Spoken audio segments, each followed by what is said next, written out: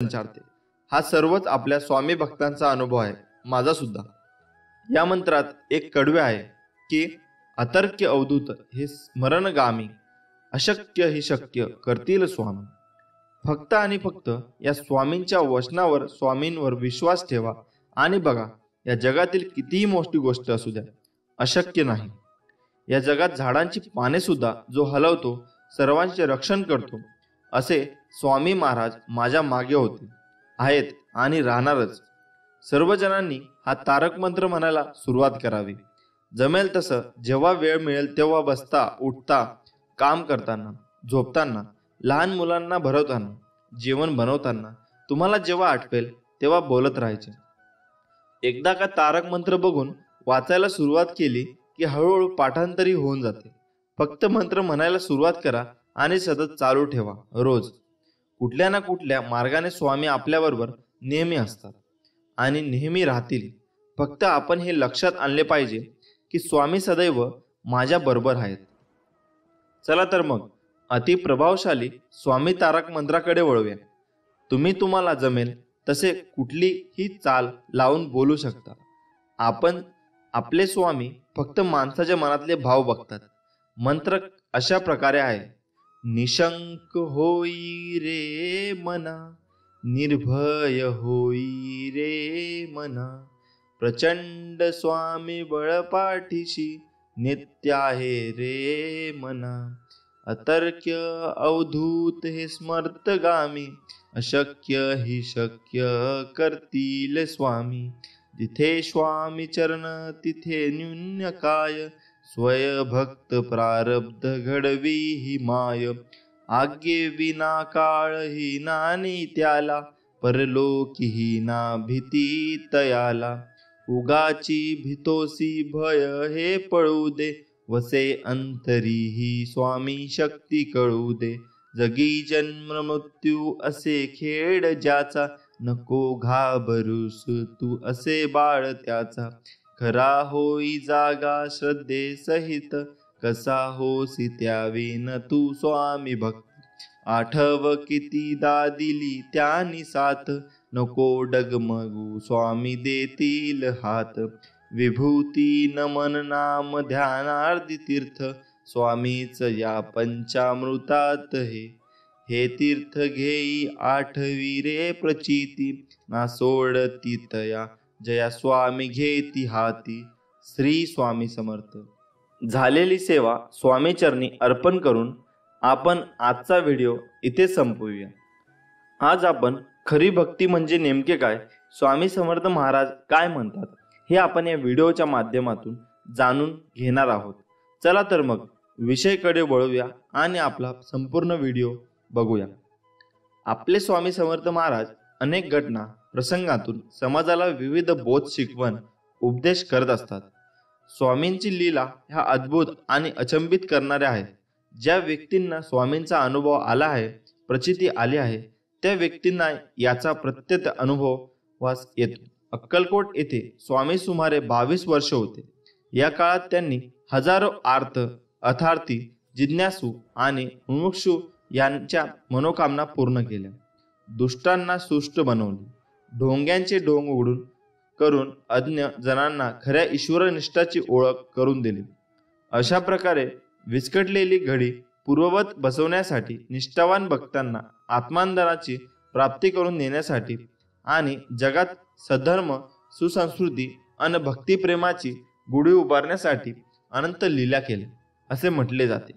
अशाच एका प्रसंगात स्वामींनी खरी भक्ती म्हणजे नेमके काय याबाबत बोध दिला। नेमके काय घडले पाहूया। एकदा स्वामी विश्राम करत असताना बाळाप्पा त्यांचे पाय चेपत असतात। तेवढा स्वामी एकदम जागे होऊन लोण्याची मागणी करतात। लोणी खाऊन संतुष्ट होऊन स्वामी बाळाप्पाला भक्तीचा अर्थ विचारतात। बाळाप्पा प्रांजळपणाने स्वामीवरच तो प्रश्न फिरवतात। स्वामी म्हणतात की भक्ती म्हणजे ईश्वराला वाहून जाणे, आयुष्य आपले नसून ईश्वराचे असे मानून तन मन आणि धनाने केलेले समर्पण म्हणजे भक्ती। दुसरीकडे एक गोसावी जलोदर रोगाने ग्रस्त होता। त्या रोगामुळे त्यांच्या पोटा सदैव कळा निघायच्या। पण त्यांची द्वारकेला जाऊन द्वारकनाथांचे दर्शन करावे अशी तीव्र इच्छा होती. मृत्यूपूर्वी द्वारकेला जाऊन कृष्ण दर्शन करायचे असा निश्चय गोसावी करतो. द्वारकेला जाताना रात्री स्वामी संन्यासी रूपात गोसाव्याला स्वप्नात दृष्टांत देतात आणि अक्कलकोटला बोलवतात. गोसावी थोडा विचार करून अक्कलकोटला येतो. स्वामी त्याला पाहिल्याबरोबर विचारतात की क्यों द्वारका जा रहे थे ना, यहाँ अक्कलकोट कैसे पहुंचे? स्वामींच्या प्रश्नांची गोसावी विस्मित होतो. गोसाव्याची अवस्था पाहून स्वामी म्हणतात की हमने ही बुलाया था. खऱ्या भक्ताची तळमळ जाणल्याशिवाय आम्ही कसे राहणार? श्रीकृष्णाच्या दर्शनाची गोसाव्याची मनोकामना स्वामी पूर्ण करतात. गोसावी धन्य होतो. गोसावी म्हणतो की माझी इच्छा पूर्ण झाली आहे. आता देवाज्ञा झाली तरीही काही हरकत नाही. ही वेळ अजून आली नाही. असे सांगून स्वामी गोसाव्याला एका झाडाचा पाला देतात.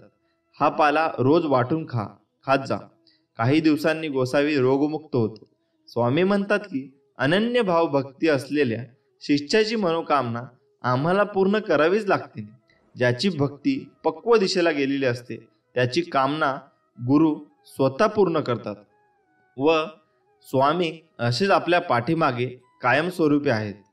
त्यामुळे स्वामी म्हणतात, घाबरू नकोस, मी तुझ्या पाठीशी आहे. मित्रांनो, अजून प्रार्थनेचे फळ लवकर मिळावे म्हणून स्वामींचा उपदेश कायम लक्षात ठेवा. देवाने आपली इच्छा पूर्ण करावी असे प्रत्येकाला वाटते, पण त्या मागण्यात किती आतुरता आहे हे देव ताडून पाहतो. म्हणून स्वामी म्हणतात, प्रार्थना सगळेच करतात, परंतु सगळ्यांचीच प्रार्थना फळतेच असे नाही का? याचे कारण स्वामी समर्थ महाराज एका दृष्टांत देऊन सांगतात. एकदा समस्त शिष्यासमवेत स्वामी समर्थ महाराज प्रवासात निघाले होते. प्रवासात असताना अवकाळी पाऊस सुरू झाला. स्वामींची सोबत असूनही सगळे बिथरले होते. सर्वांनी एका झाडाचा आश्रय घेतला. सगळेजण पाऊस थांबण्याची वाट पाहत होते, परंतु पावसाचा जोर वाढतच चालला होता. असे चालत राहिले तर पूरसदृश्य परिस्थिती निर्माण होईल या भीतीने सगळे भक्त स्वामींना शरण गेले. तेव्हा स्वामी म्हणाले, अरे, अशी गयावया करण्यापेक्षा त्या पावसाला हात जोडून विनवणी करा, प्रार्थना करा. सर्वांनी मनापासून प्रार्थना केली तर तो तुमचं नक्की ऐकेल. प्रार्थनेत शक्ती असतेच, परंतु सामूहिक प्रार्थना लवकर फळते. यासाठी सर्वांनी एकमुखाने एक दिलाने प्रार्थना करा. सर्वांना स्वामींचे म्हणणे पटले. सर्व भक्तांनी प्रार्थना केली आणि काय आश्चर्य, पाऊस कमी होत होत पूर्ण थांबला. तात्पर्य हेच, स्वामी सांगतात, एखादी गोष्ट तळमळीने केली तर तिचे फळ निश्चित मिळते. प्रार्थना अशी करा की समोरच्याला तुमचे ऐकावेच लागेल. एवढी शक्ती तुमच्या शब्दामध्ये आणि भावनेमध्ये असायला हवी, तर ती खरी प्रार्थना. मासे मागावे ज्यात केवळ आपल्या हिताचा नाही तर सर्व सृष्टीचा, अर्थात सर्व जीवसृष्टीचा भल्याचा विचार केला असेल. दुसऱ्याचे वाईट आणि माझे चांगले ही भावना असेल तर तुमची इच्छा कधीच पूर्ण होणार नाही. हे कायम लक्षात ठेवा. स्वामी समर्थ सर्वांचे कल्याण करतील. त्यासाठी आपणही समतेने, ममतेने, आपुलकीने सर्वांचा विचार करायला हवा. श्री स्वामी समर्थ. जय जय स्वामी समर्थ. मित्रांनो, खूप जणांना असा प्रश्न पडतो की आम्ही मांसाहार करतो तर आम्ही स्वामी सेवा करावी किंवा नाही. मग मांसाहार केल्यावर स्वामी सेवा किंवा इतर देवतांच्या सेवा कराव्यात की नाही? पण मांसाहार करायचं नाही म्हटलं तरी अडथळा बनून मध्ये येतो. आपल्या सर्वांच्या मनात खूप साऱ्या प्रश्नांचं वादळ निर्माण होत असेल.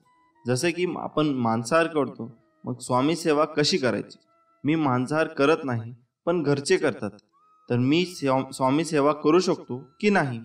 मांसाहार केल्या दिवशी सेवा करावी की नाही, किंवा ती कशी करावी? अशा प्रकारचे खूप प्रश्न आपल्या मनात निर्माण होतात. त्यामुळे असे खूप सारे प्रश्न मनात असताना म्हणून सेवेत लक्ष लागणं थोडं कठीणच असते. त्यामुळे आपण आपल्या मनात चालत असलेल्या महत्त्वाच्या प्रश्नांचे उत्तर आज आपण पाहणार आहोत.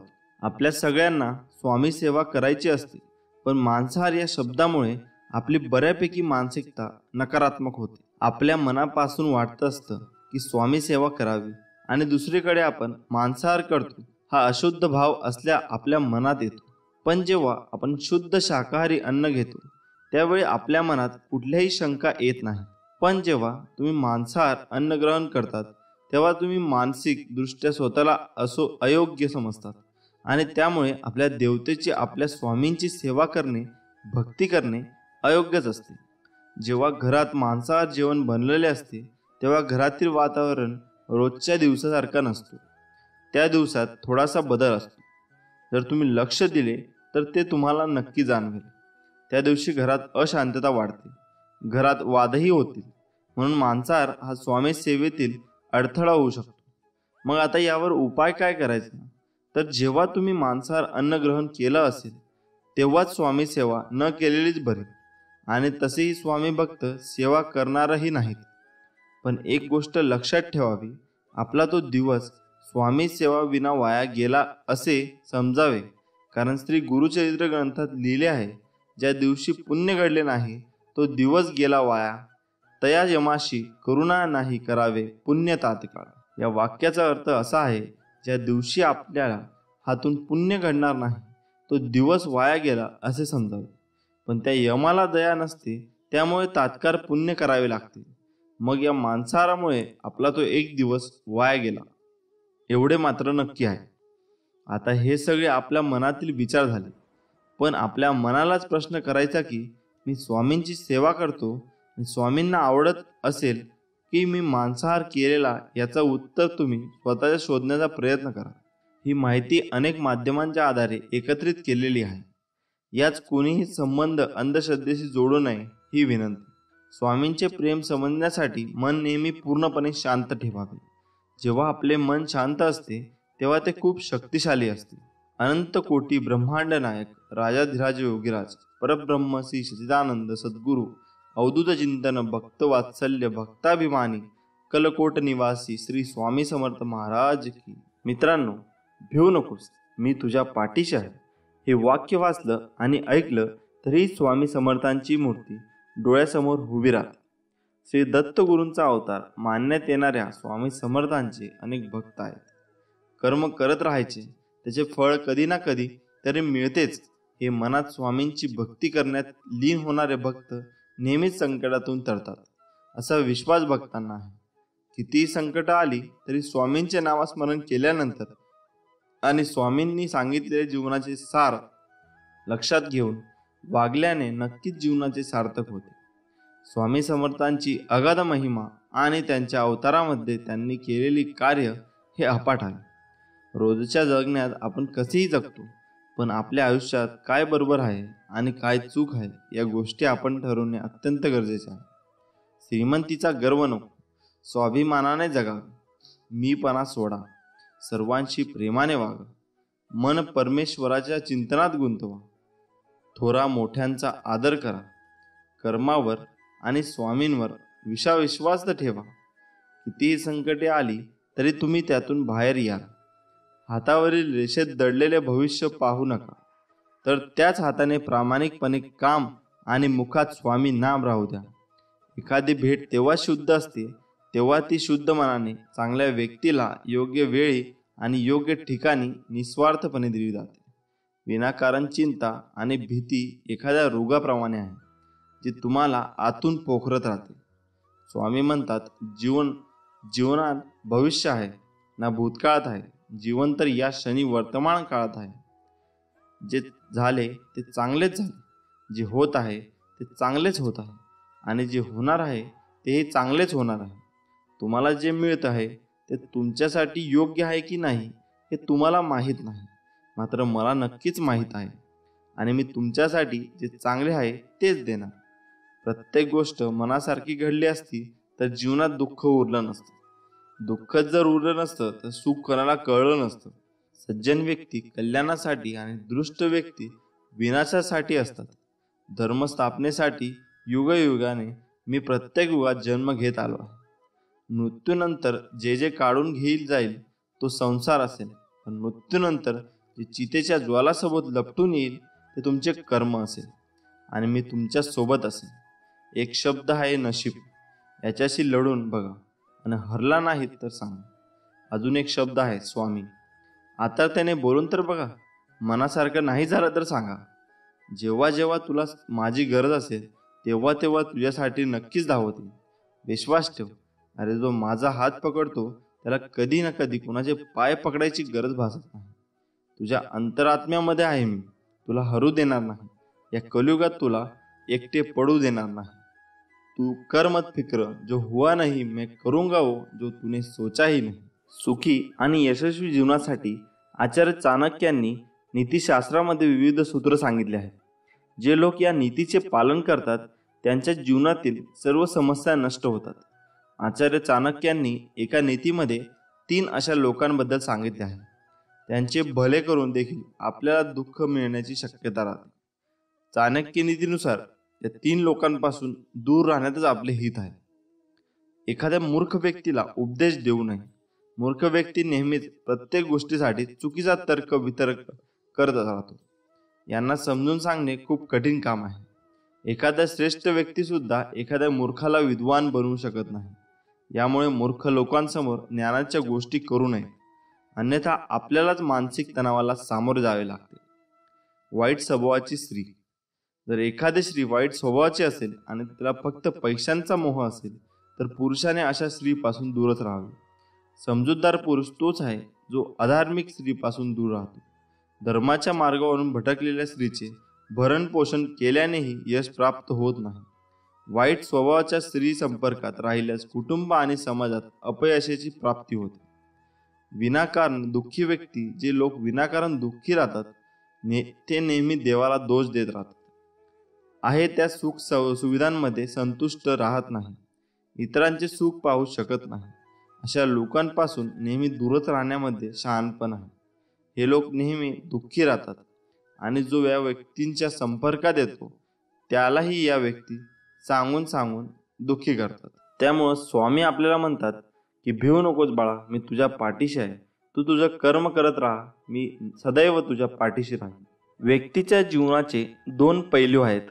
जेव्हा तो त्यांच्या चांगल्या आणि वाईट अवस्थेतून जात असतो, परंतु ज्याप्रमाणे चांगली वेळ निघून जाते तसेच वाईट काळही नेहमी नसतो।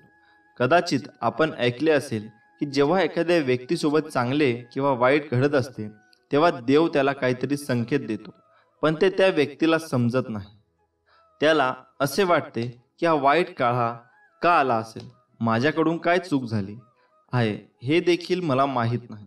पण हे सत्य आहे, जेव्हा व्यक्तीचा वाईट काळ येतो तेव्हा तो वाईट काळ येण्यापूर्वीच देव हे 6 संकेत देतो। तेव्हा वेळ असतानाच ते संकेत समजून घ्या आणि वाईट काळासोबत लढण्यासाठी तयार राहा। वाईट काळ येण्याआधी देव हे 6 संकेत देतो। नंबर 1, प्रथम संकेत। व्यक्तीला वाईट स्वप्न येतच असतात, यात काही नवीन नाही। परंतु जर दररोज रात्री आपल्याला असे वाईट स्वप्न येत असतील तर त्याचा अर्थ असा होतो की आपल्या घरी काहीतरी वाद होईल किंवा व्यवसायातील प्रगती मंद होईल। अशी स्वप्न नेहमी येत असतील तर कुटुंबातील सदस्यांवर मोठी संकट येण्याची शंका असू शकते। हे टाळण्यासाठी दररोज रात्री झोपण्यापूर्वी हनुमान चालीसा किंवा तुम्ही ज्या देवाला मानता त्यांचे चिंतन करा। दुसरा संकेत। जर आपण आपल्या स्वप्नात कुणाला रडताना बघितले तर ते एक अतिशय वाईट स्वप्न आहे। त्याचप्रमाणे जर आपल्याला असे स्वप्न आले असेल तर ते कोणालाही सांगू नका, अन्यथा त्याचा परिणाम तुम्हाला सहन करावा लागेल।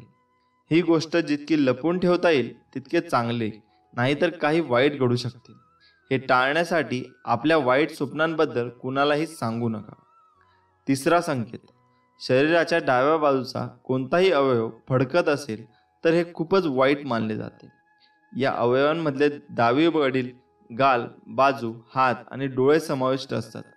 हे सर्व फडकल्यास ते कोणत्याही आगामी संकटाचे चिन्ह आहे। याबद्दल शास्त्रवचनांमध्ये लिहिले आहे की जर स्त्रियांचे उजव्या बाजूचे आणि पुरुषांचे डाव्या बाजूचे अंग फडकले तर काही वाईट बातमी ऐकायला येऊ शकते। अशा वेळी देवाचे चिंतन करा किंवा इतर कोणत्याही दुसऱ्या कामात स्वतःला व्यस्त करा, यामुळे वाईट विचार येणे बंद होईल। चौथा संकेत। जर तुम्ही काळ्या मांजरीला बघितले किंवा तुम्ही कधीही न बघितलेली काळी मांजर आपल्या घरात आली आणि ती तुमच्याकडे बघत असेल तर याचा प्रभाव हा वाईट असतो। शास्त्रवचनानुसार काळ्या मांजरीला अशुभ मानले जाते। जर ती मांजर तुम्हाला घाबरवण्याचा प्रयत्न करीत असेल तर समजून घ्या की तुमच्यावर एखादे मोठे संकट येणार आहे। हे टाळण्यासाठी मांजरीच्या डोळ्यांकडे न बघता तिला हलकवून द्या आणि देवाकडे आपल्या कुटुंबाला सुखी ठेवण्यासाठी प्रार्थना करा. 5वा संकेत, घरात झाडू मारत असताना आपल्याला कोणतीही अनावश्यक वस्तू दिसली जी आपण यापूर्वी कधी पाहिलेली नसेल तर समजून घ्या की त्या गोष्टीमुळे एखादी समस्या उद्भवू शकते. अशा वेळी ती वस्तू उचलून योग्य जागी ठेवा आणि तिची माफी मागा किंवा ती पवित्र ठिकाणी विसर्जित करा. यामुळे आपले दुःख काही प्रमाणात कमी होईल. 6वा संकेत, पालीशी संबंधित अनेक समज शास्त्रांमध्ये लिहिलेले आहे. पाल ही चांगले आणि वाईट दोन्ही संकेत देते. आपण अचानक आपल्या घरात पाली लढताना बघितल्या आणि लढता लढता त्या अचानक गायब झाल्या तर समजून घ्या की ही संकटाची बाब आहे. एका बाजूला याचा अर्थ असा होतो की आपले कुणासोबत तरी भांडण होणार आहे. म्हणून जर आपल्या घरामध्ये पाली लढत असतील तर त्यांना वेगळे करा. हे कायम सगळे संकेत नेहमी लक्षात ठेवा. श्री स्वामी समर्थ. देव कधीच भेटला नाही, भेटेल की नाही माहीत नाही, पण देवासारखी तुमच्यासारखी स्वामी भक्त माणसे भेटली यात आमचे भरपूर मोठे भाग्य आहे. फक्त कुणाच्या सांगण्यावरून आपल्या मनात एखाद्या व्यक्तीविषयी चांगले किंवा वाईट मत बनवण्यापेक्षा जर का आपण स्वतः 4 पावले चालून समोरासमोर त्या व्यक्तीसोबत संवाद साधून मगच खात्री करा. भगवा देव तो माझा, मी भगवा भक्त त्याचा, ज्याने केले मराठ्यांचे स्वराज्य स्थापन, तो भगवा देव फक्त शिवबा माझा. नाती जपण्यासाठी संवाद आवश्यक आहे. बोलताना शब्दाची उंची वाढवा, आवाजाची उंची नाही.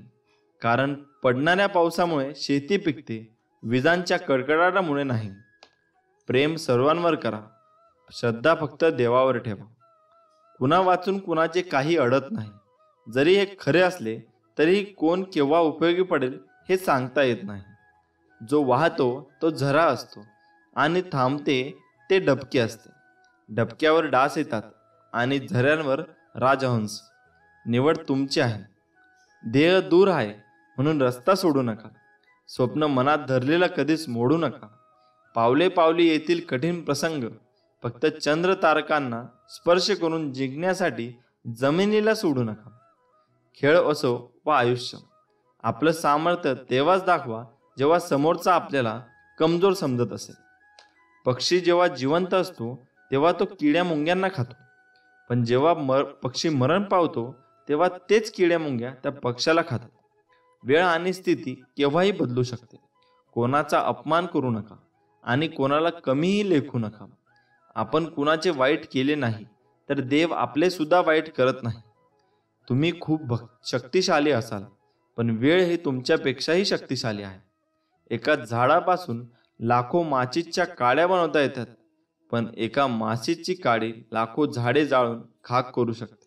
चांगली भूमिका, चांगले ध्येय आणि चांगले विचार असणारे लोक नेहमी आठवणीत राहतात, मनातही, शब्दातही आणि आयुष्यातही.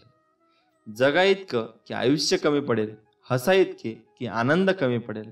काही मिळाले तर नशिबाचा खेळ आहे, पण प्रयत्न इतके करा की परमेश्वराला देणं भागच पडेल. विश्वास ठेवा देवांवर, तो सगळं व्यवस्थित करतो. संकटांवर अशा प्रकारे तुटून पडा की जिंकलो तरी इतिहास आणि हरलो तरी इतिहासच. देवाकडे माझे कष्ट कमी कर अशी मागणी करण्यापेक्षा मला ते कष्ट सहन करण्याची ताकद दे असे मागा. श्री स्वामी समर्थ. जय जय स्वामी समर्थ. स्वामी समर्थ म्हणतात, बाळा भिवू नकोस, मी तुझ्या कायम पाठीशी आहे.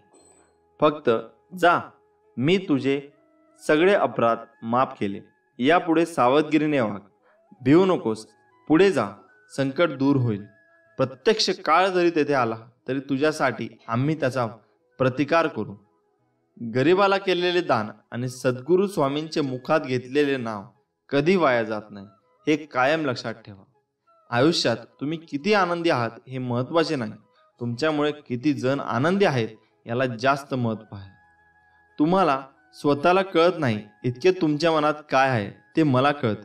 नामस्मरण करताना तुम्ही मला पाहत नसाल, पण मी तुम्हाला पाहतो, कारण मी तुमच्या हृदयातच आहे. तुम्ही नाम घेता म्हणून मी तुमच्या मागे पुढे चालतो, हे कायम लक्षात ठेवा. श्री स्वामी समर्थ. मित्रांनो, दगडातून मूर्ती बनण्यासाठी दगडाला टाकीचे घाव सोसावे लागतात, तसेच आपल्यातील मानवी मूर्ती बनण्यासाठी आपल्यालाही परिस्थितीचे घाव सोसावे लागतात. श्री स्वामी समर्थ. तुमची खरीखुरी श्रद्धा योग्य ठिकाणी असेल तर पाषाणलाही देवत्व येते. खूप अडचणी आहेत जीवनात, परंतु त्यांना समोर जाण्याची शक्ती फक्त स्वामींमुळे येते. गरिबाला केलेले दान आणि सद्गुरू स्वामींचे मुखात घेतलेले नाव कधी वाया जात नाही. भिवू नकोस, मी तुझ्या पाठीशी आहे. जो असे कारण सर्व सृष्टीसी, अकारणे जो लावी भक्तीसी, भुलवी मनांच्या दंभ युक्तीशी, असा अविनाशी स्वामी माझा. जीवनाच्या बँकेत पुण्याचा बॅलेन्स पुरेसा असेल तर सुखाचा चेक कधीच बाउन्स होणार नाही. श्री स्वामी समर्थ. देवाला हे कधीच सांगू नका की तुमच्या अडचणी किती मोठ्या आहेत. त्या अडचणींना सांगा की तुमचा देव किती मोठा आहे. ज्यावेळी तू जाशील काळोखात त्यावेळी तुझी सावलीही सोडेल साथ. तू घाबरू नकोस, स्वामीच पकडतील तुझा हात. ब्रह्मांड नायक. जाणीव ठेव शुद्ध मनासी, काय व्यर्थ बरळतो. कशाशी असो भूक त्यासी, तू पुढे काय ठेवितो. जाणले समर्था तुम्ही माझ्या मनीचे भाव, म्हणूनच ओठावर असते केवळ स्वामी समर्थांचे नाव. स्वामींची लीला अपरंपार आहे. फक्त मनापासून श्रद्धा आणि विश्वास ठेवा. बंद केले नयन माझे, चित्त रूप बघुनी तुझे. स्वामी तिन्ही जगाचा तू, माय बाप हाय या जनाचा. विश्वास ठेव, जिथे संपते मर्यादा तुझी, तिथून साथ देतो मी तुझी. आयुष्यात तुम्ही कितीही आनंदी आहात हे महत्त्वाचे नाही, तुमच्यामुळे किती जण आनंदी आहेत याला जास्त महत्त्व आहे. श्री स्वामी समर्थ. उगाची भीतोसी भय हे पळू दे, जवळी उभी स्वामी शक्ती कळू दे. जगी जन्म मृत्यू असे खेळ ज्याचा, नको घाबरू तू असे बाळ त्याचा. यशस्वी होण्याचा एक उत्तम पर्याय आहे. दुसऱ्याचं भलं झालेलं पाहण्याची ताकद आपल्या मनात असली पाहिजे. नको होऊ उदास, मी हायच तुझ्या आसपास. डोळे बंद करून कर आठवण बघ मी, हाय तुझा विश्वास. श्री स्वामी समर्थ. येणाऱ्या संकटावर मात कशी करता येईल याचा एवढा विचार करा की संकटालाही येण्याआधी विचार करावा लागेल. तू कोणाला फसवू नकोस, मी आहे तुझ्या पाठीशी. तुझी फसवणूक होऊ देणार नाही. साधं सोपं जगावं, दिलखुश हसावं, न लाजता रडावं, राग आला तर चिडावं, पण झालं गेलं तिथल्या तिथेच सोडावं. कितीही संकटे आली तरी स्वामींचा हात माझ्या खांद्यावर असावा आणि मृत्यूला जवळ करतानाही माझा देह माऊलींच्या मांडीवर असावा. मी शरीराने तुम्हाला दिसत नसलो तरी मी सदैव तुमच्या पाठीशी राहील. श्री स्वामी समर्थ. तू कर्मत फिक्र जो हुआ नहीं, मैं करूँगा वो जो तूने सोचा ही नहीं. ऐहिक जीवनाचे नश्वर स्वरूप जाणावे, निष्काम कर्म करावे. मोठा अधिकार संपत्ती यांचा चिरकाल भरवसा मानू नये. श्री स्वामी समर्थ. जय जय रघुवीर समर्थ. संकट तुमच्यातली शक्ती आणि जिद्द पाहण्यासाठीच येत असतात. आपल्या इच्छा पूर्ण होणारच हा विश्वास ठेवा आणि स्वामींवर निशंक सोपवा. कर्म करता राहा, फळ मिळणारच. सूर्य बोलत नाही, त्याचा प्रकाशच त्याचा परिचय देतो. त्याचप्रमाणे तुम्ही तुमच्याबद्दल काही बोलू नका.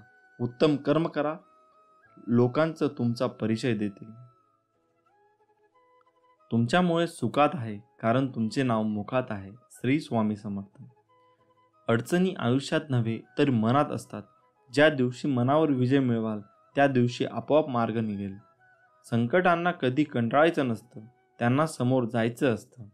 तू कर्म करत जा, फळाची अपेक्षा न करता. अरे कर्म करणे हे तुझे कर्तव्य आहे आणि तुझ्या कर्माला योग्य फळ देणे ही माझी जबाबदारी आहे. श्री स्वामी समर्थ. माझ्या नामावर प्रेम करणे म्हणजे माझ्यावर प्रेम करणे होय. भूतकाळाचा दुःख नसावा, वर्तमान काळाचा अहंकार नसावा आणि भविष्य काळाचा मोह नसावा. जर माझे नाव तुझ्या ओठाशी आहे तर घाबरतो कशाला, मी सदैव तुझ्या पाठीशी आहे. जो नुसता नामात राहीन त्याला मी अखेरपर्यंत सांभाळेन. ध्येय साध्य करणे कितीही कठीण असो, पण जर आत्मविश्वास असेल तर अशक्य असे काहीच नाही. स्वामी माऊलींचा आधार असला की आयुष्यात कोणत्याही संकटाला सामोरे जाण्याचं बळ मिळतं आणि आशीर्वाद असला की कोणत्याही कार्यात विजय आपलाच होतो हा अनुभव येतो. जिद्द आणि स्वामींवरील भक्ती अशी ठेवायची की नशिबात नसलेल्या गोष्टी सुद्धा मिळाल्या पाहिजेत. ओगाची भितोसी भय हे पळू दे, जवळी उभी स्वामी शक्ती कळू दे. जगी जन्म मृत्यू असे खेळ ज्याचा, नको घाबरूस तू अरे बाळ त्याचा. शुद्ध अंतकरण ठेवून नाम घेतले तर भगवंताच्या कृपेचा अनुभव येईल. नामानेच अंतरंग शुद्ध बनते. मनामध्ये श्रद्धा आणि विश्वास असेल तर कोणतीही गोष्ट अशक्य नाही. जी झुंज तू खेळतो आहेस मनाशी, त्यात तुला मार्ग दाखवत असणार मी. भिवू नकोस, मी तुझ्या पाठीशी आहे. ध्येय साध्य करणे कितीही कठीण असो, पण जर आत्मविश्वास असेल, अशक्य असे काहीच नाही. प्राण गेला तरीही दुसऱ्या जीवाची हिंसा करू नये. कोणी नाव ठेवली तर थांबायचं नसतं, आपण आपलं चांगलं काम करायचं असतं. तुझ्या अंतरम्यामध्ये आहे मी, तुला हरू देणार नाही. या कलियुगात तुला एकटे होऊ देणार नाही. वाईट वेळेत साथ सोडलेल्या लोकांकडे लक्ष देऊ नका, पण ज्याने वाईट वेळेत साथ देऊन चांगली वेळ आणून दिली त्यांचे मोल कधी विसरू नका. फक्त स्वतःचा विचार करणारे लोक फार थोड्या काळासाठी प्रगती करतात, पण जे सगळ्यांचा विचार करतात त्यांची प्रगती कायम होत राहते. सुख इतकेच द्या जेणेकरून अहंकार येणार नाही, आणि दुःख इतकेच द्या की देवावरील आस्था ओढू नये. जी झुंज तू खेळत आहेस मनाशी, त्यात तुला मार्ग दाखवणार राहणार आहे मी. भिवू नकोस, मी तुझ्या पाठीशी आहे. असं म्हणतात की काळजी करणारी माणसं मिळायला भाग्य लागतं, पण अशी माणसं आपल्याला मिळाली आहेत हे समजायला जास्त भाग्य लागतं. उपवास हा नेहमी अन्नाचाच का करावा? कधी कधी वाईट विचारांचाही करावा. कधीतरी उपवास अहंकाराचा करावा. कधी उपवास मीपणाचाही करावा. कोणाचीही त्यांच्या सध्याच्या परिस्थितीवरून खिल्ली उडू नये, कारण काळ इतका समर्थशाली आहे की तो एक सामान्य कोळशालाही हळूहळू हिरा बनवतो. आयुष्यात स्वामी आले, मन स्वामीमय झाले. मनाची भीती गेली, मन निशंक झाले. श्री दत्तात्रेय यांचे तिसरे अवतार म्हणून अक्कलकोटचे श्री स्वामी समर्थ मानले जातात. आपणाला आयुष्यात काही मिळवायचे असेल तर ती फक्त स्वामी कृपाच, दुसरं काहीही नको.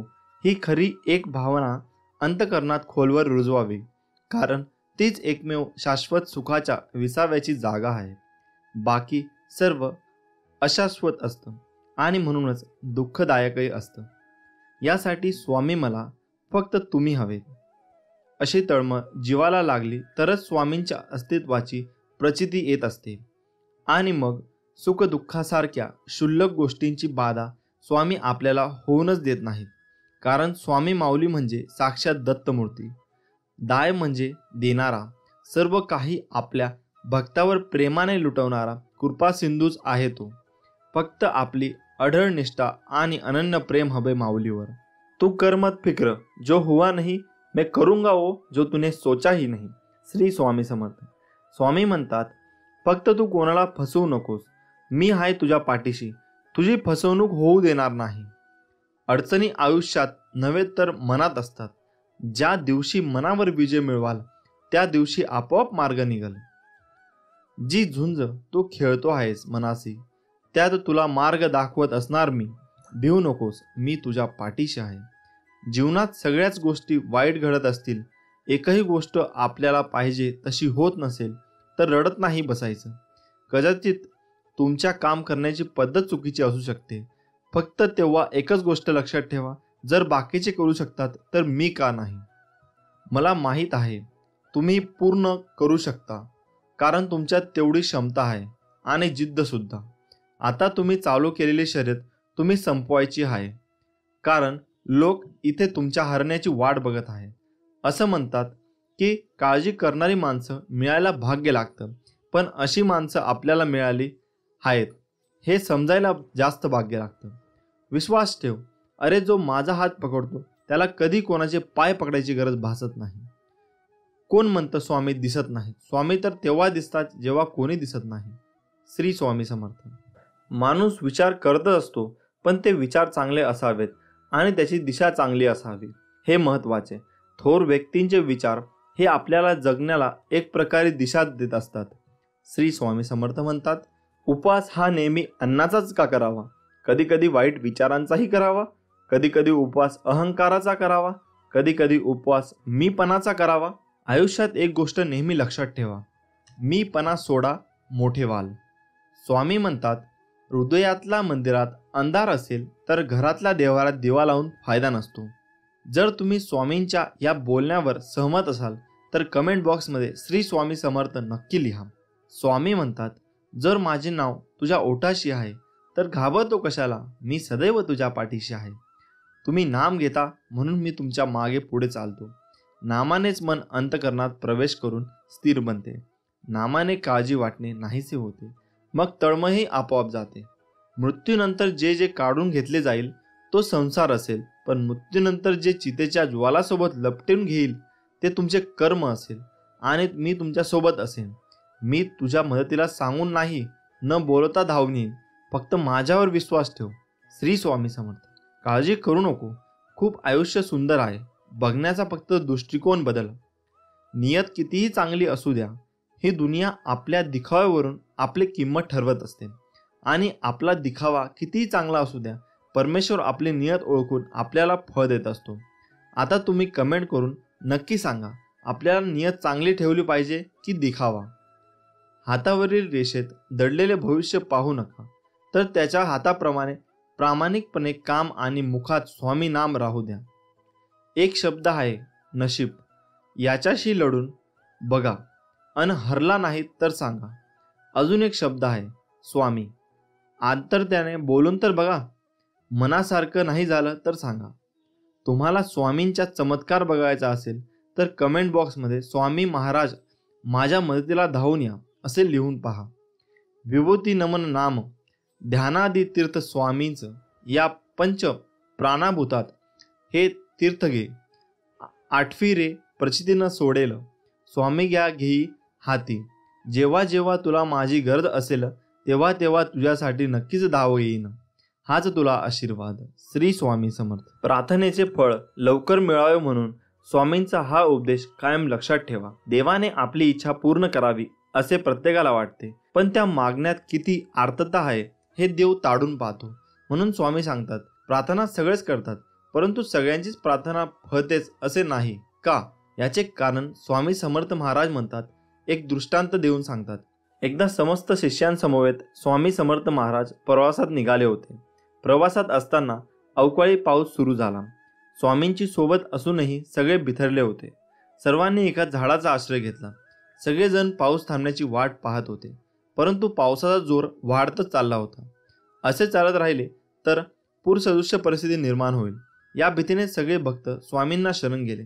तेव्हा स्वामी म्हणाले, अरे, अशी गयावया करण्यापेक्षा त्या पावसाला हात जोडून विनवणी करा, प्रार्थना करा.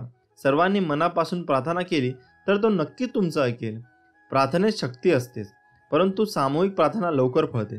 यासाठी सर्वांनी एकमुखाने एक दिलाने प्रार्थना करा. सर्वांना स्वामींचे म्हणणे पटले.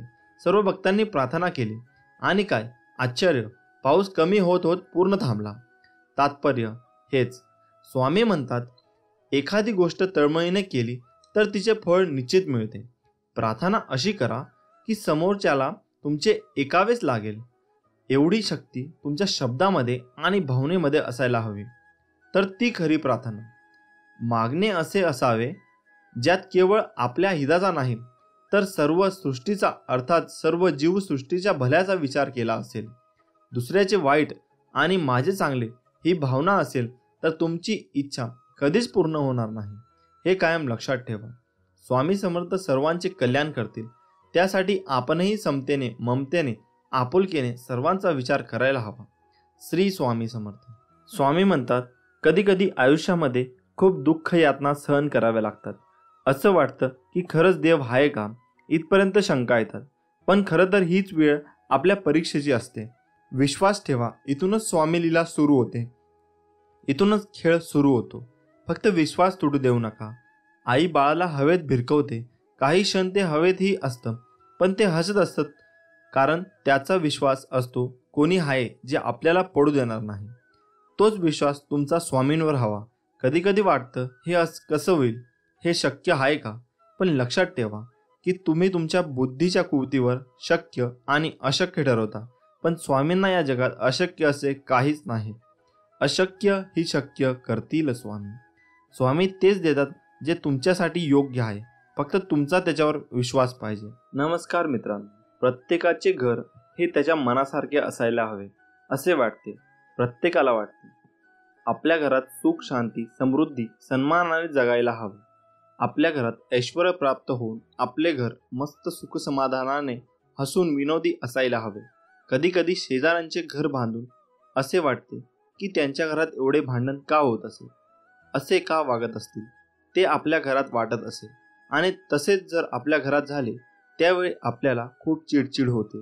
घरात सारखी भांडणे होतात, कधी बायको तर कधी नवरा, तर कधी सासू सासरे, दीर जाव, तर कधी मुलांवर. आपल्या घरात चिडचिड व्हायला लागली तर आपल्याला शारीरिक आणि मानसिक त्रास होतो.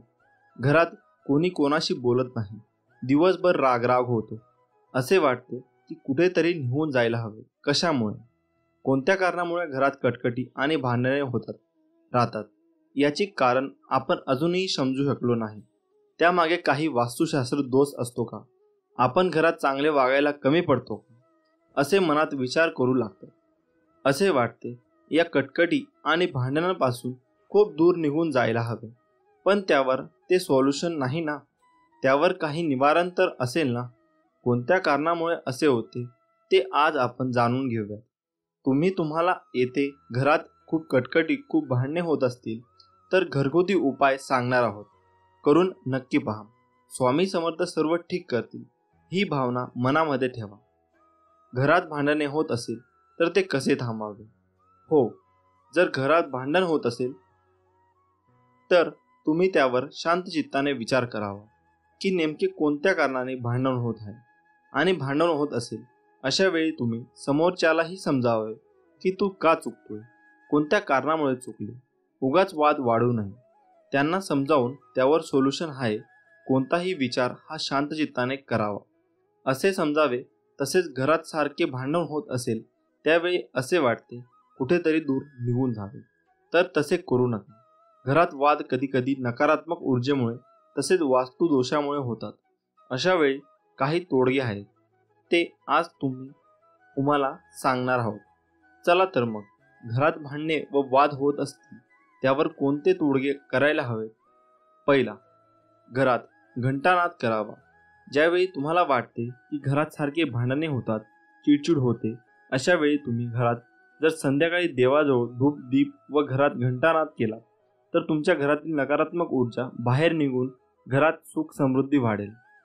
दुसरा, गंगाजल शिंपडावे. रोज सकाळी देवपूजा करावी. देवपूजा केल्यानंतर घरात धूप व गंगाजल शिंपडावे, म्हणजे तुमच्या घरात सुख समृद्धी वाढेल. तिसरा, घरात फ्रेश वाटेल असे फोटो लावावे. हो, आता तुम्ही म्हणाल की घरातील कटकटीचा आणि फोटोंचा काय संबंध आहे बरं? तर हो, घरात जर तुम्ही देवी देवतांचे फोटो एकमेकांसमोर असेल अशा वेळी गृहकलेश होतो. तसेच घरामध्ये महाभारत रामायण युद्धाचे असे फोटो असल्यास घरात कटकटी होऊ शकतात. अशा वेळी तुम्ही ते फोटो लावू नयेत.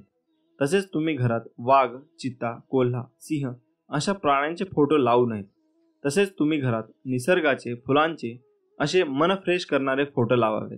बेडरूममध्ये राधाकृष्णाचा फोटो लावावे. राधाकृष्णाची जोडी तर आपल्याला माहीतच आहे, ते अतिशय गोड आणि सुख स्वभावी होते. जर तुमच्या घरात पती पत्नीमध्ये सारखे वाद होत असतील अशा वेळी जर तुमच्या बेडरूममध्ये तुम्ही राधाकृष्णांचा फोटो लावला तर तुम्हाला सुख समाधानकारक व नवरा बायकोमध्ये प्रेम वाढून वैवाहिक जीवनात भांडणे व कटकटी नष्ट होतील.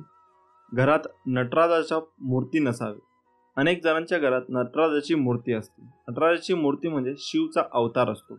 जसा शिव तांडव करतो तसेच घरात तांडव होतात, भांडणे होतात, कटकटी होतात. अशा वेळी तुम्ही घरात नटराजची मूर्ती नसावे. चौथा, बाथरूम किंवा टॉयलेटमधल्या खिडकीत वाटीमध्ये मिठाचे खडे ठेवावे.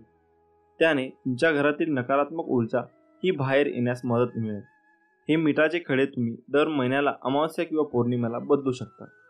त्याने तुमच्या घरातील कटकटी दूर होण्यास मदत मिळेल. पाचवे, सकाळ संध्याकाळ भक्तिगीते लावावेत. जर तुम्ही सकाळी उठल्यावर तुमच्या घरात भक्तिगीते व संध्याकाळी भक्तिगीते लावली तर तुमच्या झोपेतून उठल्यावर जे अशुद्ध विचार असतात ते बाहेर निघतात. तुमच्या मनात फ्रेश वातावरण निर्माण होते आणि घरात कटकटी, भांडणे होत नाही. तुमचे मन हे भक्तिगीतांवर राहते. 6. कापूर जाळावा. तुम्ही घरात संध्याकाळी व सकाळी कापूरदानीमध्ये कापूर जाळला तर तुमच्या घरात फ्रेश वातावरण राहील. तुमच्या घरात वास्तुदोष यामुळे जी नकारात्मक ऊर्जा असते ती बाहेर निघण्यास मदत मिळते व घरात सुख शांती समाधान राहते. तसेच आठवड्यातून एकदा गार्डनमध्ये किंवा मंदिरात किंवा बाहेर फिरायला जावे. जर बाहेर फिरायला जायला जमत नसेल तर संध्याकाळी रात्रीच्या वेळी तुम्ही 7 पावले फिरायला जावे. त्यामुळे घरातील लोकांचे मन हे चांगले होतात आणि भांडण व वाद होत नाही. तसेच घरात सगळ्यांनी मेडिटेशन करायला हवे, योग करायला हवे, म्हणजे हळूहळू तुमच्या मनातील चिडचिड ही कमी होत जाते. तसेच सगळ्यांनी सकाळी उठून ओमचा उच्चार करायला हवा. ओमचा उच्चार केल्यामुळे तुमच्या मनातील सगळी नकारात्मक ऊर्जा बाहेर पडते व ती बाहेर निघायला मदत होते. मित्रांनो, हे उपाय तुम्ही नक्कीच करून पहा, तुम्हाला खूप फरक जाणवेल. श्री स्वामी समर्थ. मित्रांनो, जीवनात शांती कोणाला नको असते. काही नोकरीमुळे, काही पैशाअभावी नाराज असतात. तुमच्या परिश्रमात कोणतीही कमतरता असू शकत नाही. मात्र काहीतरी वेगळेच अडथळा निर्माण होत असतील तर त्यांच्यावर काही उपाय करून तुम्ही सर्व समस्यांपासून मुक्त होऊ शकता.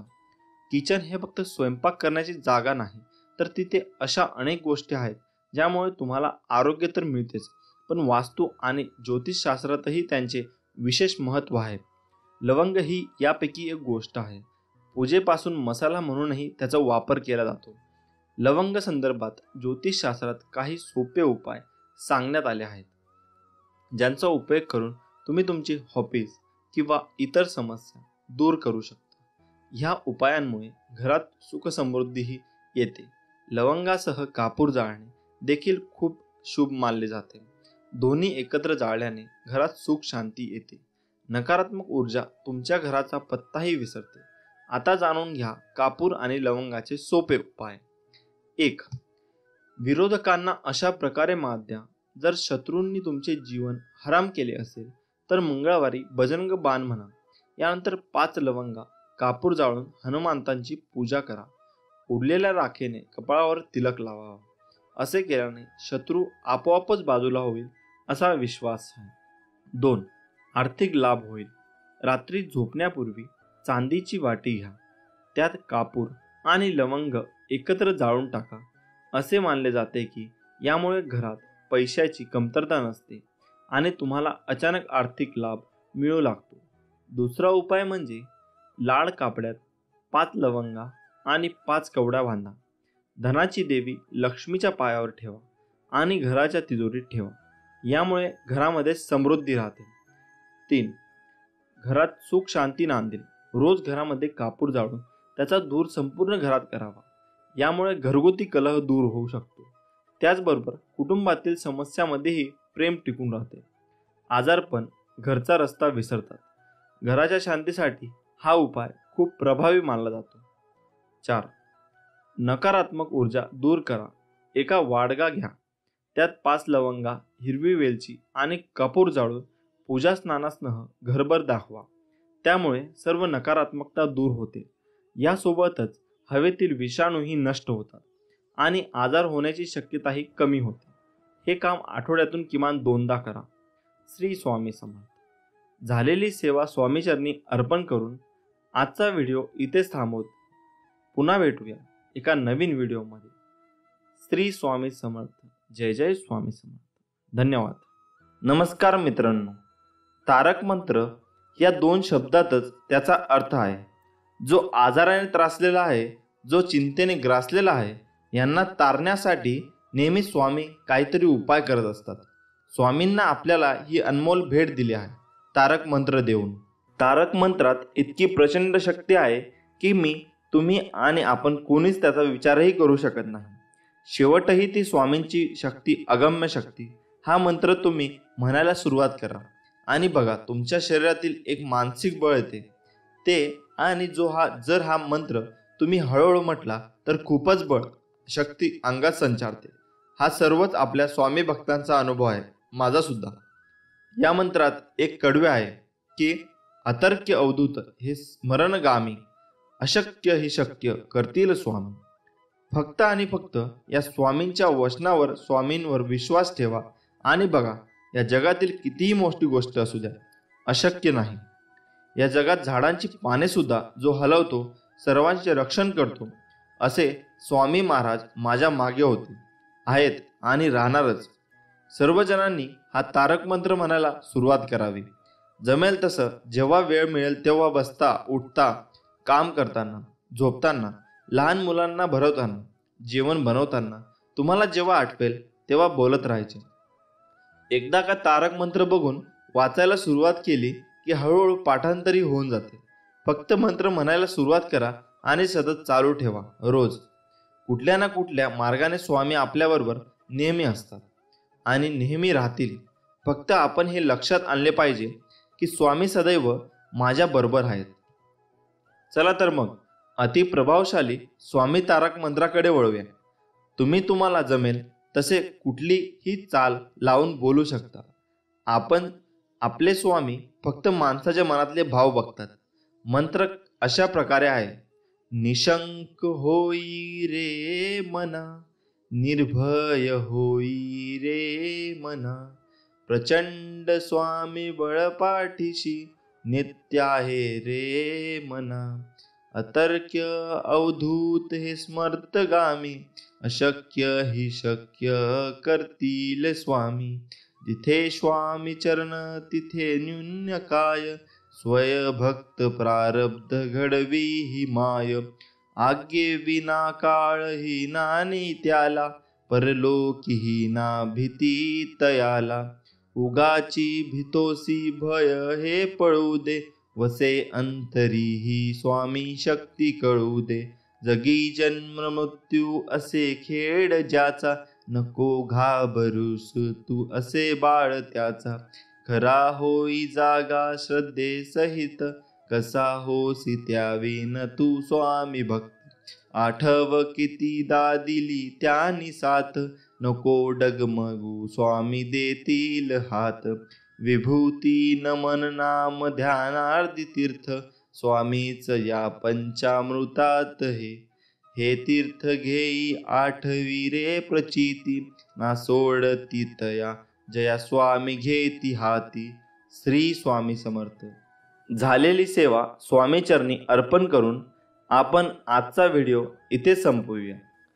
आज आपण खरी भक्ती म्हणजे नेमके काय, स्वामी समर्थ महाराज काय म्हणतात, हे आपण या व्हिडिओच्या माध्यमातून जाणून घेणार आहोत. चला तर मग विषयाकडे वळूया आणि आपला संपूर्ण व्हिडिओ बघूया. आपले स्वामी समर्थ महाराज अनेक घटना प्रसंगातून समाजाला विविध बोध शिकवण उपदेश करत असतात. स्वामींची लीला ह्या अद्भुत आणि अचंबित करणाऱ्या आहेत. ज्या व्यक्तींना स्वामींचा अनुभव आला आहे, प्रचिती आली आहे, त्या व्यक्तींना याचा प्रत्यक्ष अनुभव वास येतो. अक्कलकोट येथे स्वामी सुमारे 22 वर्ष होते. या काळात त्यांनी हजारो आर्त, अर्थार्थी, जिज्ञासू आणि मुमुक्षू यांच्या मनोकामना पूर्ण केल्या. दुष्टांना सुष्ट बनवले. ढोंग्यांचे ढोंग उघडून करून अज्ञ जनांना खऱ्या ईश्वरनिष्ठाची ओळख करून दिली. अशा प्रकारे विस्कटलेली घडी पूर्ववत बसवण्यासाठी, निष्ठावान भक्तांना आत्मानंदाची प्राप्ती करून देण्यासाठी आणि जगात सधर्म, सुसंस्कृती आणि भक्तिप्रेमाची गुढी उभारण्यासाठी अनंत लीला केल्या असे म्हटले जाते. अशाच एका प्रसंगात स्वामींनी खरी भक्ती म्हणजे नेमके काय याबाबत बोध दिला. नेमके काय घडले पाहूया. एकदा स्वामी विश्राम करत असताना बाळाप्पा त्यांचे पाय चेपत असतात. तेवढा स्वामी एकदम जागे होऊन लोण्याची मागणी करतात. लोणी खाऊन संतुष्ट होऊन स्वामी बाळाप्पाला भक्तीचा अर्थ विचारतात. बाळाप्पा प्रांजळपणाने स्वामीवरच तो प्रश्न फिरवतात. स्वामी म्हणतात की भक्ती म्हणजे ईश्वराला वाहून जाणे. आयुष्य आपले नसून ईश्वराचे असे मानून तन, मन आणि धनाने केलेले समर्पण म्हणजे भक्ती. दुसरीकडे एक गोसावी जलोदर रोगाने ग्रस्त होता. त्या रोगामुळे त्यांच्या पोटा सदैव कळा निघायच्या. पण त्यांची द्वारकेला जाऊन द्वारकनाथांचे दर्शन करावे अशी तीव्र इच्छा होती. मृत्यूपूर्वी द्वारकेला जाऊन कृष्ण दर्शन करायचे असा निश्चय गोसावी करतो. द्वारकेला जाताना रात्री स्वामी संन्यासी रूपात गोसाव्याला स्वप्नात दृष्टांत देतात आणि अक्कलकोटला बोलवतात. गोसावी थोडा विचार करून अक्कलकोटला येतो. स्वामी त्याला पाहिल्याबरोबर विचारतात की क्यों द्वारका जा रहे थे ना, यहाँ अक्कलकोट कैसे पहुंचे? स्वामींच्या प्रश्नांची गोसावी विस्मित होतो. गोसाव्याची अवस्था पाहून स्वामी म्हणतात की हमने ही बुलाया था. खऱ्या भक्ताची तळमळ जाणल्याशिवाय आम्ही कसे राहणार? श्रीकृष्णाच्या दर्शनाची गोसाव्याची मनोकामना स्वामी पूर्ण करतात. गोसावी धन्य होतो. गोसावी म्हणतो की माझी इच्छा पूर्ण झाली आहे. आता देवाज्ञा झाली तरीही काही हरकत नाही. ही वेळ अजून आली नाही. असे सांगून स्वामी गोसाव्याला एका झाडाचा पाला देतात.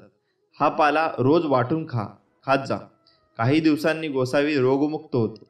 स्वामी म्हणतात की अनन्य भाव भक्ती असलेल्या शिष्याची मनोकामना आम्हाला पूर्ण करावीच लागते. ज्याची भक्ती पक्व दिशेला गेलेली असते त्याची कामना गुरु स्वतः पूर्ण करतात व स्वामी असेच आपल्या पाठीमागे कायमस्वरूपी आहेत. त्यामुळे स्वामी म्हणतात, घाबरू नकोस, मी तुझ्या पाठीशी आहे. मित्रांनो, अजून प्रार्थनेचे फळ लवकर मिळावे म्हणून स्वामींचा उपदेश कायम लक्षात ठेवा. देवाने आपली इच्छा पूर्ण करावी असे प्रत्येकाला वाटते, पण त्या मागण्यात किती आतुरता आहे हे देव ताडून पाहतो. म्हणून स्वामी म्हणतात, प्रार्थना सगळेच करतात, परंतु सगळ्यांचीच प्रार्थना फळतेच असे नाही का? याचे कारण स्वामी समर्थ महाराज एका दृष्टांत देऊन सांगतात. एकदा समस्त शिष्यासमोर स्वामी समर्थ महाराज प्रवासात निघाले होते. प्रवासात असताना अवकाळी पाऊस सुरू झाला. स्वामींची सोबत असूनही सगळे बिथरले होते. सर्वांनी एका झाडाचा आश्रय घेतला. सगळेजण पाऊस थांबण्याची वाट पाहत होते, परंतु पावसाचा जोर वाढतच चालला होता. असे चालत राहिले तर पूरसदृश्य परिस्थिती निर्माण होईल या भीतीने सगळे भक्त स्वामींना शरण गेले. तेव्हा स्वामी म्हणाले, अरे, अशी गयावया करण्यापेक्षा त्या पावसाला हात जोडून विनवणी करा, प्रार्थना करा. सर्वांनी मनापासून प्रार्थना केली तर तो तुमचं नक्की ऐकेल. प्रार्थनेत शक्ती असतेच, परंतु सामूहिक प्रार्थना लवकर फळते. यासाठी सर्वांनी एकमुखाने एक दिलाने प्रार्थना करा. सर्वांना स्वामींचे म्हणणे पटले. सर्व भक्तांनी प्रार्थना केली आणि काय आश्चर्य, पाऊस कमी होत होत पूर्ण थांबला. तात्पर्य हेच, स्वामी सांगतात, एखादी गोष्ट तळमळीने केली तर तिचे फळ निश्चित मिळते. प्रार्थना अशी करा की समोरच्याला तुमचे ऐकावेच लागेल. एवढी शक्ती तुमच्या शब्दामध्ये आणि भावनेमध्ये असायला हवी, तर ती खरी प्रार्थना. मासे मागावे ज्यात केवळ आपल्या हिताचा नाही तर सर्व सृष्टीचा, अर्थात सर्व जीवसृष्टीचा भल्याचा विचार केला असेल.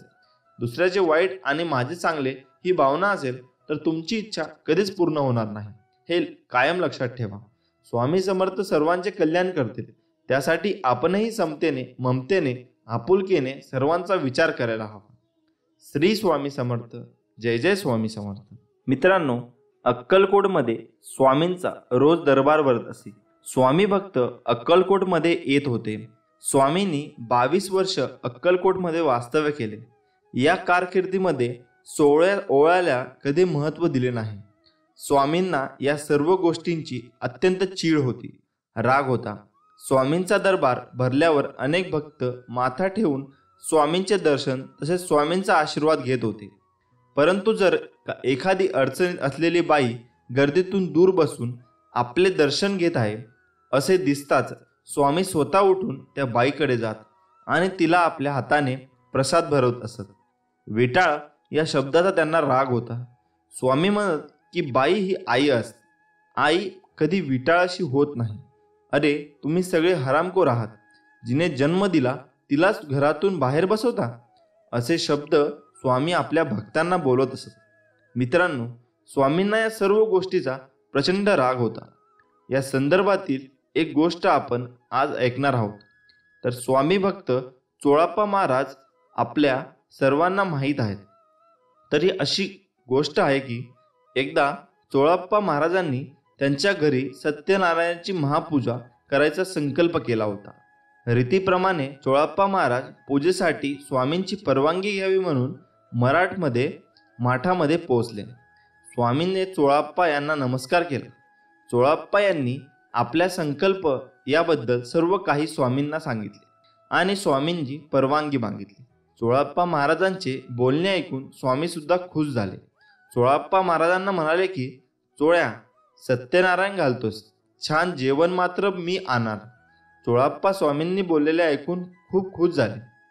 चोळाप्पा स्वामींची आज्ञा शिरसावंतपणे मानली आणि प्रसन्न मनाने ते घरी परतले. त्यानंतर त्यांनी कुटुंबांशी चर्चा करून पुढील महिन्यातला योग्य मुहूर्त पूजेसाठी ठरवलं. पूजेची यथासांग तयारी करण्यामध्ये चोळाप्पांचे संपूर्ण कुटुंब गुंतून गेले होते. त्यानंतर पूजेचा दिवस उजाडला. प्रसादाची काही तयारी करायची नाही म्हणून चोळाप्पा महाराजांनी मनाशात थोडी अस्वस्थ होती. परंतु साक्षात स्वामी प्रसाद आणणार म्हटल्यावर प्रश्नच नव्हता.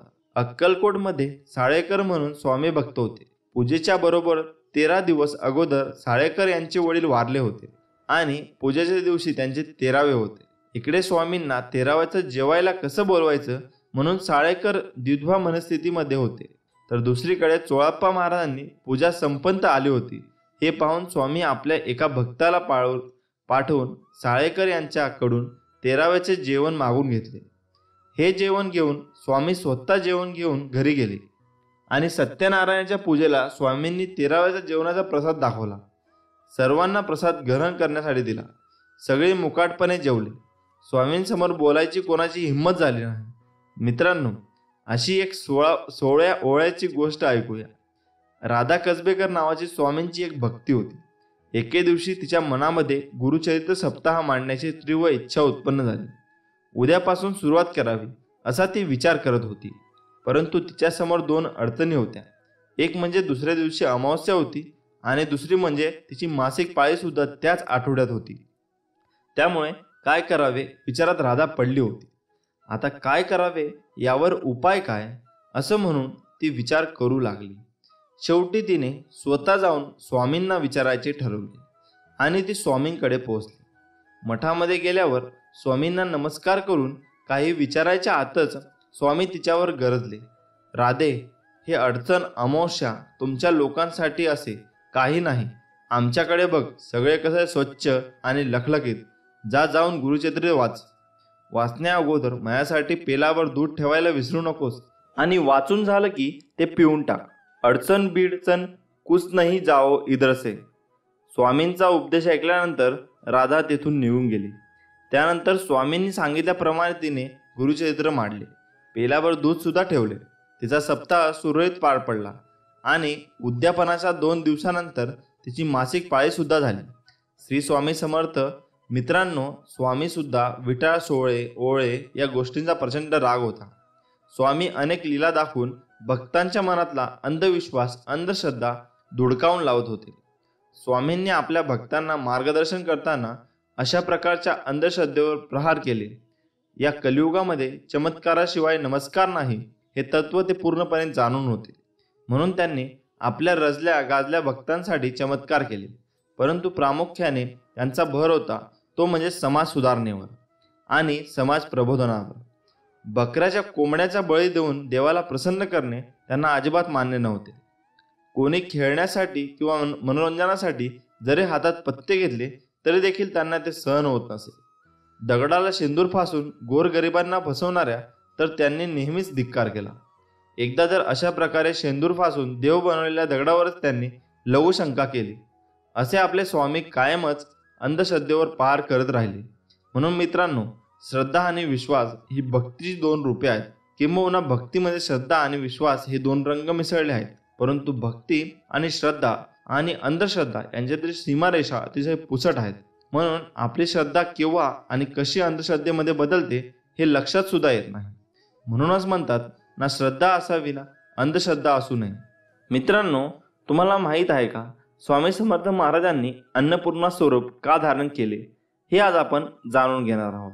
स्वामी समर्थ महाराजांची लीला अगाध असल्याचा प्रत्यय अनेकांना आला आहे.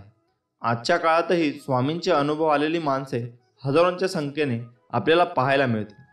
स्वामी कृपेचा कृत्य भाव प्रत्येकाच्या बोलण्यात वागण्यात आल्याचे प्रकाशाने दिसून येते. स्वामी समर्थ महाराजांनी अनेक भक्तांना वेळोवेळी मदत केल्याने दिसून येते. अनेक कथा अनुभव यातून स्वामी समर्थ महाराज आपल्या भक्तांना कधी एकटे पडू देत नसत. हे स्पष्ट होते, भिवू नकोस, मी तुझ्या पाठीशी आहे. हा केवळ विश्वासाचा मंत्र नाही तर स्वामींचा शुभाशीर्वाद आहे.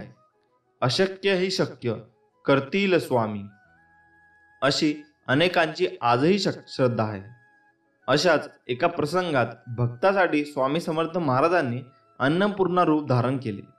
स्वामींच्या या अन्नपूर्णा स्वरूपाचे पूजन ठिकठिकाणी केले जाते. नेमके काय घडले जाणून घेऊया.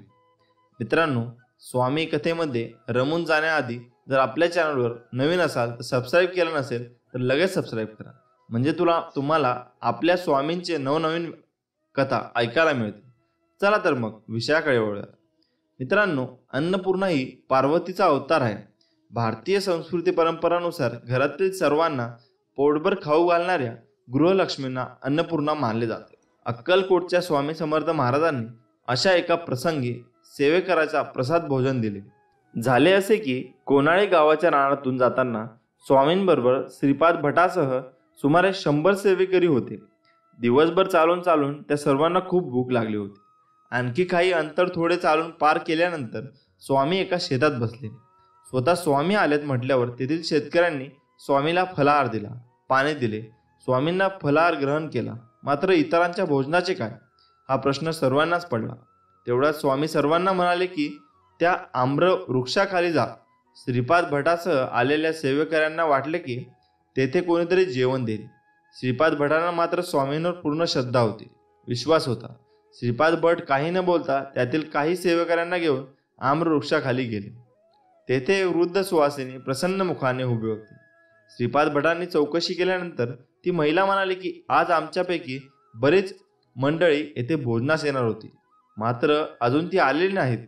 सूर्यास्त होत आला आहे. आज कोणी येईल असे वाटत नाही, त्यामुळे तुम्ही सर्वांनी हे अन्न ग्रहण करा. वृद्ध सुवासिनी महिलेने शिजवलेला सर्व स्वयंपाक श्रीपाद भटांना दिला. ते सर्व जेवण घेऊन श्रीपाद भट व अन्य सेवेकरी स्वामींकडे जाण्यास निघाले. श्रीपाद भटांनी त्या सुवासिनी महिलेसही स्वामींकडे येण्याचा आग्रह केला. मात्र तुम्ही पुढे चला, मी मागून दर्शनाला येते असे म्हणून त्यांनी श्रीपाद भटांना पुढे पाठवून दिले. श्रीपाद भटांनी सर्व सेवकऱ्यांना जेवण वाढून घेण्यास सांगितले. सर्व तृप्त झाले. अशा प्रकारे स्वामी समर्थ महाराजांनीच सर्व भक्तांना अन्नपूर्णे करवी भोजन घातले, अशी सर्वांची श्रद्धा आहे. फार थोड्याचे भाग्य ज्यांना प्रत्यक्ष अन्नपूर्णेचे प्रत्यक्ष दर्शन घेण्याचे भाग्य लाभले. यानंतर श्री स्वामी समर्थ महाराजांचे अन्नपूर्णा स्वरूपात सर्वत्र पूजन होऊ लागले, अशी मान्यता असल्याचे सांगितले जाते. त्यामुळे स्वामी समर्थ कायम आपल्या पाठीशी असतात. नमस्कार मित्रांनो, आज आपण जाणून घेणार आहोत श्री गुरुचरित्राचे चमत्कारिक फायदे. पहिली गोष्ट म्हणजे गुरुचरित्र वाचणारी व्यक्ती मुळातच खूप भाग्यवान व पुण्यवान असते. तुम्ही कितीही धनवान असा, व्यावसायिक असा, नोकरीला असा, पण पूर्व पुण्याई व गुरु आशीर्वाद असल्याशिवाय मानाचा निश्चय होणे अवघड. गुरुचरित्र हा ग्रंथ अत्यंत लोकप्रिय असून दत्त संप्रदायकांनी त्याला वेदाची मान्यता दिलेली आहे. या ग्रंथाचे 52 अध्याय असून ओवी संख्या 7491 इतकी आहे. काही ग्रंथात 53 अध्याय आहेत व त्यांची विभागणी ज्ञानकांड, कर्मकांड आणि भक्तिकांड अशी केलेली आहे. दत्तावतार श्री नरसिंह सरस्वती यांच्या प्रेरणेनेच गुरुचरित्र लिहिले गेले. या ग्रंथाचे पारायण केल्याने एखाद्या गंभीर संकटातून बाहेर पडण्याचा मार्ग सापडतो, अशी मान्यता आहे. या ग्रंथाच्या वाचण्याने कुठल्याही प्रकारचे आधिव्याधी आजार यांच्या वाचनाने नष्ट होते. याने मनुष्य दुःखमुक्त होतो. घरामध्ये गुरुचरित्र वाचनाने नकारात्मक वातावरण नाहीसं होतं आणि आनंद, चैतन्य व प्रसन्नता निर्माण होते. पितृदोष व वास्तुदोष यावरही उपाय म्हणून गुरुचरित्र पारायण केल्यास प्रभावी अनुभव येतात. विशिष्ट समस्यांवर जसे लग्न, शिक्षण, करिअर, आरोग्य यामध्ये येत असणाऱ्या अडचणींवर गुरुचरित्र वाचन केल्यास सकारात्मक अनुभव येतो. आपल्या कुंडलीतील ग्रह, नक्षत्रे, पितृदोष, प्रारब्ध दोष यावर गुरुचरित्र एक रामबाण उपाय असल्याचे जाणकार सांगतात. आता आपण श्री गुरुचरित्रातील प्रत्येक अध्यायातील फलश्रुती पाहूया. अध्याय 1. नित्य गुरुचिंतनाने संपूर्ण जीवन मंगलमय होते. अध्याय नंबर 2. कालीबाधा व सर्व रोगबाधा नाहीशा होतात. अध्याय नंबर 3. गुरुकोपाचे शमन होते व व्रताची पूर्तता होते. अध्याय नंबर 4. स्त्रीछलनाचा दोष जातो व स्वहिताचे रक्षण होते. अध्याय 5. शारीरिक व्यंग्य नष्ट होतात, ज्ञानाची प्राप्ती होते. अध्याय 6. दैवी कोप दूर होतो व विद्या प्राप्ती होते. अध्याय 7. पंचमहापापादी सर्व पातके नाहीशी होतात. अध्याय 8. बुद्धिवांद्य नाहीशी होतात, विवाह कार्य सुलभ होते. अध्याय 9. सर्व शुभकामना गुरुकृपेने पूर्ण होतात. अध्याय 10. नवस फळाला येतात, चोरीचा आळ दूर होतो. अध्याय 11. वांचदोष तसेच वेळ नाहीसे होते. अध्याय 12. संकटे दैन्य दारिद्र्य यांचे निवारण होते. अध्याय 13. सर्व प्रकारच्या पोटाच्या व्याधी नाहीशा होतात. अध्याय 14. प्राणघातक गंडातरापासून संरक्षण लाभते. अध्याय 14. अडचणींपासून मुक्त होण्यासाठी हा अध्याय वाचा. अध्याय 15. तीर्थयात्रांना सफलता प्राप्त होते. अध्याय 16. आदरणीयाची निंदा अपमान केल्याचा दोष दूर होतो. अध्याय 17. ज्ञान व गुरुकृपा यांचा लाभ होतो. अध्याय 18. संपत्तीचा लाभ होऊन दारिद्र्य नाहीसे होते. अध्याय 19. भाग्यवृद्धी होते, सद्गुरांचा लाभ होतो, तीर्थस्थळी यातर पुण्य लाभते. अध्याय 20. गुरुस्मरण करुणी मनी पूजा करी व गुरुचरणी तुझे पाप होईल धुनी, ब्रह्मासंबंध परिहरेल. अध्याय 21. मृत्यूभयापासून मुक्तता. अध्याय 22. वांझपण दूर होते, बाळंतिणीला चांगले दूध येते. अध्याय 23. पिछात बाधा नष्ट होते, राजमान्यता प्राप्त होते. अध्याय 24. भ्रम व वैचारिक गोंधळ दूर होऊन मनशांती लाभते. अध्याय 25. अपात्र लोकांचा संपर्कात त्यांचे दुष्परिणाम टळतात.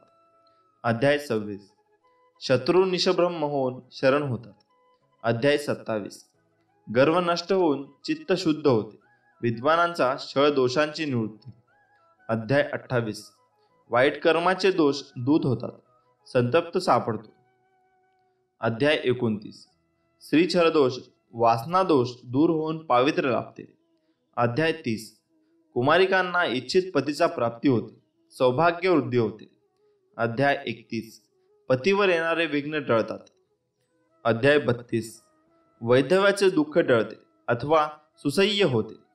अध्याय 33. वचनभंग व व्यभिचार दूर होऊन सद्गती लाभते. अध्याय 34. प्राणसंकटाचे निवारण होऊन आयुष्य वृद्धी होते. अध्याय 35. हरवलेले नष्ट झालेले पुन्हा प्राप्त होते, तुटलेले संबंध जुळतात. अध्याय 36. चुकीच्या समजुती जाऊन अंतकरण शुद्ध होते. अध्याय 37. मूढवृद्धी नष्ट होऊन योग्य ज्ञान व ब्रह्मप्राप्ती होते. अध्याय 38. निंदा करणारे शरण येतात, अन्नपूर्णा नित्य प्रसन्न राहते. अध्याय 39. सद्गुरूंची प्राप्ती होऊन योग्य मार्ग सापडतो. अध्याय 40. कुष्ठरोग नाहीसा होऊन शरीर निकोप होते. अध्याय 41. सद्गुरूंची प्राप्ती होऊन योग्य मार्ग सापडतो. अध्याय 42. विद्या व फलाची प्राप्ती होऊन कर्तबगारीला यश येते. अध्याय 43. गर्व व क्रोध नाहीसा होऊन ऐश्वर्याची प्राप्ती होते. अध्याय 44. मनातील भ्रम दूर होऊन योग्य मार्ग लाभतो. अध्याय 45. कुष्ठरोग नाहीसा होतो, गुरुनिष्ठ सफल होते, बुद्धी वाढते. अध्याय 46. चिंतांची स्थिरता लाभते, ज्ञानाची प्राप्ती होते. अध्याय 47. पक्षपाताचा दोष नाहीसा होऊन समत्वबुद्धी प्राप्त होते. अध्याय 48. गुरुनिष्ठास विपुल समृद्धी प्राप्त होते, विघ्ने टळते. अध्याय 49. तीर्थक्षेत्राबद्दल आदर वाढतो, सर्व पापांचे समान होते. अध्याय 50. ग्रंथीरोग त्वचारोग नष्ट होऊन शरीर सुख लाभते. अध्याय 51. सुख समृद्धी व अंती मोक्ष प्राप्ती होते. अध्याय 52. श्रद्धेला चांगली फळे येतात व संपूर्ण ग्रंथ वाचनाचे फळ मिळते. हे सगळे चमत्कारिक फायदे आहेत गुरुचरित्र वाचण्याचे. माणूस जेवढा आजाराने थकत नाही त्यापेक्षा जास्त विचाराने थकतो. म्हणून हसत राहा, विचार सोडा, स्वामींच्या नामस्मरणात राहा. आपण आहोत तर जीवन आहे हीच संकल्पना मनी बाळगा व जीवन निसंकोच जगा. आणि सदैव लक्षात असू द्या, अशक्य हे शक्य करतील स्वामी. म्हणून स्वामी म्हणत असतात की भिऊ नकोस, मी तुझ्या पाठीशी आहे बाळा.